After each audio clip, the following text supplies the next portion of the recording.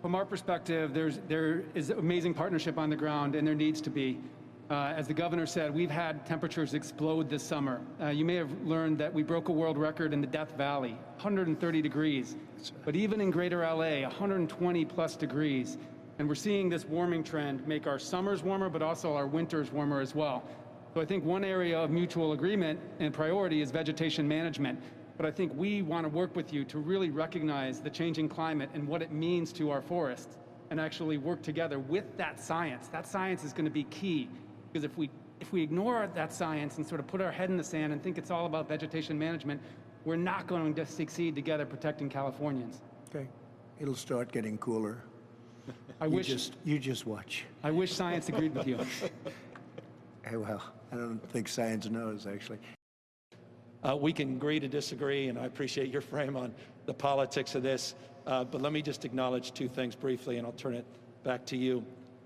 There's no question when you look past this decade and looking past almost 1,000+ years that we have not done justice on our forest management. I don't think anyone disputes that. I want to acknowledge we have our U.S. Forest Representative here. The state of California, your administration just entered into a first-type commitment over the next 20 years to double our vegetation management and forest management. Right. I want to thank you for supporting that effort, funding that effort. We acknowledge our role and responsibility to do more in that space, but one thing is fundamental. 57% of the land in this state is federal forest land. 3% is California. So we really do need that support.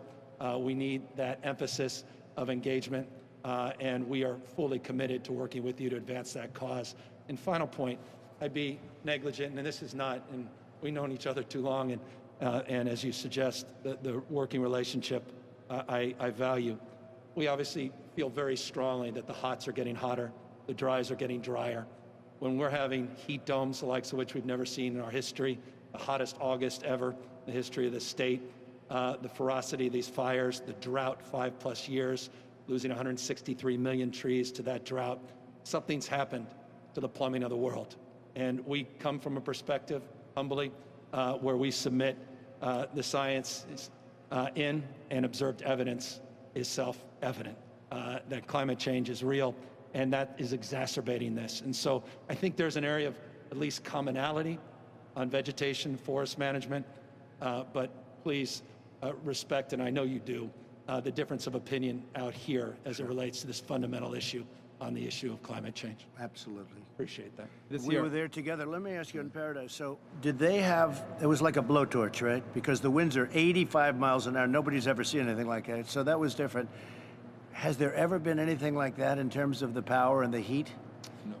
Well, I'll tell you this, sir. The creek fire that the sheriff evacuated folks from is generating some of the worst heat in Fresno and Madera counties that's ever been experienced, creating its own weather cloud that almost looked like a mushroom cloud.